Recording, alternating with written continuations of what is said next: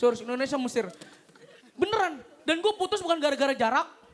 Gue putus bukan gara-gara udah gak sayang lagi. Tapi gue putus gara-gara LDR dan gara-gara lagunya Siran. Kalian tahu kan dekat di hati. Liriknya kan gini Ref ini. Meski kau kini jauh di sana masih enak. Kita memandang langit yang sama. Jauh di mata namun dekat di hati. Jauh di mata dekat di hati. Dekat di hati udel. Lu sama-samain gue sama udel. Bau.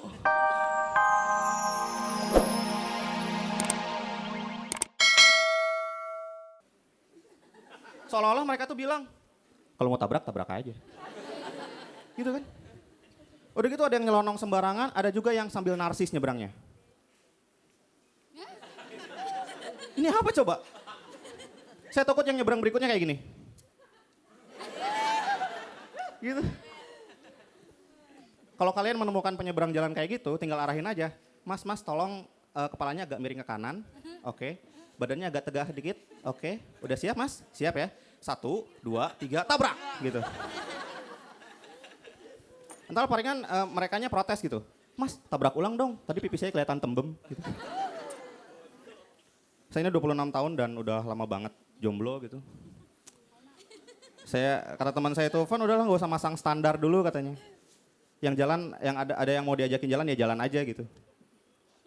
Ternyata saya sadar, ternyata nggak punya standarnya kita tak punya standar gitu sebagai laki-laki. Ya gak? Suatu saat saya pernah jalan sama perempuan yang orangnya cantik, baik, penampilannya oke, tapi mulutnya bau. Asli, bau banget gitu. Baunya itu udah bukan kayak bau mulut lagi, itu kayak bau ayam gitu. Asli, ada loh yang kayak gitu ada. Dan biasanya kan kalau cium bau mulut teman kalian itu kalau ngomongnya dekat ya, ini dia menghadap sana, baunya tetap ke sini. Gitu. Baunya nyari hidung gitu. Hidung di mana ya gitu. Dan kebetulan waktu itu saya lagi nonton bioskop. Perasaan saya nonton film horor film nonton biasa gitu, tapi rasanya kayak nonton film horor 4D. Jadi pas hantunya teriak, dia teriak, keluar bau-bau busuk gitu. Kan? Terus kata teman saya, udahlah Pan, kalau bau mulut doang mah bisa dirubah kali, katanya gitu. Sekarang saya tanya, gimana kita bisa merubah seseorang kalau cara ngasih taunya aja kita nggak tahu? Gimana coba cara ngasih tahu orang yang bau mulut? Apakah saya harus ngasih tahu dia dengan cara yang eksplisit? Misalkan lagi makan berdua, candlelight dinner gitu kan sama cewek gitu.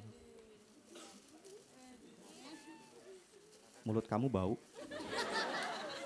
Gak mungkin kan? Atau saya harus ngasih tahu dia dengan cara yang implisit, secara nggak langsung. Misalkan, makan lagi kan. Kamu ngerasa kayak ada bau-bau busuk gitu nggak sih? Bentar ya, cari dulu. Enggak, bukan dari sini. Coba kamu ngomong. Nah, dari situ. Iya, dari situ. Atau saya harus ngasih tahu dia dengan cara yang sarkas. Kasar gitu. Kamu makan bangke ya? Enggak, bangke yang kamu makan ini kayaknya bukan bangke biasa deh. Kayaknya bangke yang kamu makan ini bangke yang makan bangke lagi kayaknya. Bangke yang kamu makan ini bangke yang dijauhi dari kalangan bangke karena yang bangke yang satu ini bangkenya bau bangke gitu. Susah kan cara ngasih tau orang yang bau mulut? Dan cara ngasih tau orang yang bau mulut sama yang bau kentut itu beda. Beda ya? Karena bau kentut itu alami, bau mulut itu aib. Ya. Sekarang kalian bisa ngasih tahu orang yang bau kentut dengan cara orang itu nggak tersinggung. Bisa nggak ngasih tahu orang yang bau kentut, sementara orang itu nggak bisa kan kayak misalkan, Brad, lo kentut ya? Nggak masalah kan? Tapi kalau yang bau mulut, kok bau bangke? Lu ngomong ya? Nggak mungkin kan? Nggak mungkin kayak gitu. Terus katanya, kalau cowok ingin disukai sama cewek itu jadilah cowok yang humoris, ya kan? Waktu itu saya nggak mau jadi cowok yang humoris, karena dia ngomong aja udah bau gitu. Apalagi bilang hah. Dan ketawa itu ada lebih dari satu hah, ya kan? Hahaha, ya kan? Kalian bayangkan jika satu hahnya itu bertanggung jawab atas nyawa seseorang, bayangkan. Itu hitungannya udah bukan bau mulut lagi tuh, tapi pembunuhan berencana. Yaudah segitu aja dari saya, thank you. Wassalamualaikum warahmatullahi wabarakatuh. Komik yang satu ini dia itu model, badannya tinggi, six pack, ya. Kita sambut teman-teman, ini dia Alif.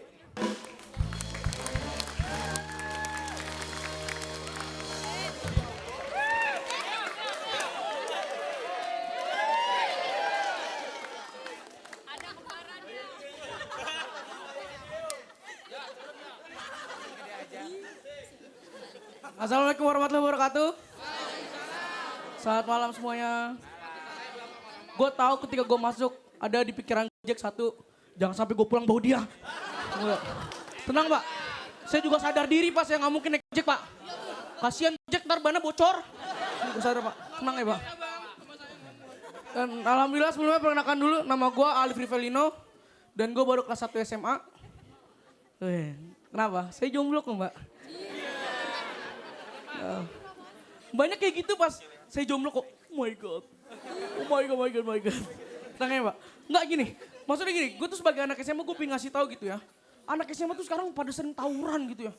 Ngapain sih tawuran? Sumpah demi Allah gue gak pernah ikut tawuran. Sumpah, lu pernah bayangin orang gendut ikut tawuran? Hah? Pernah bayangin? Hah? Orang lain bawa pisau, bawa golok, gue bawa masalah. Orang lain megang celurit, megang gear, gue megang amanat orang tua. Jangan berantem lah di jalan. Dan juga lu bayangin gini ya, kalau orang kurus, bener tadi katanya, kalau orang kurus tawuran lari enak. Lo orang gendut, satu goyang-goyang semua. Siapa orang gendut di sini? Siapa orang gendut? Ini nih, coba Mas, percaya sama saya, Mas giniin perut. Ya kan? Yang dipukul bawah goyang sampai atas-atas. Ya kan? Serius. Dan lu bayangin kalau orang gendut tawuran gitu. Ada STM di depan gitu kan. Ini enak nih orang kurus. Weh mati lu. Giliran orang gendut kan joget malah. Weh mati lu. Gue malah joget. Gue bukan di malah disawer. Ayo lagi bang, joget lagi bang.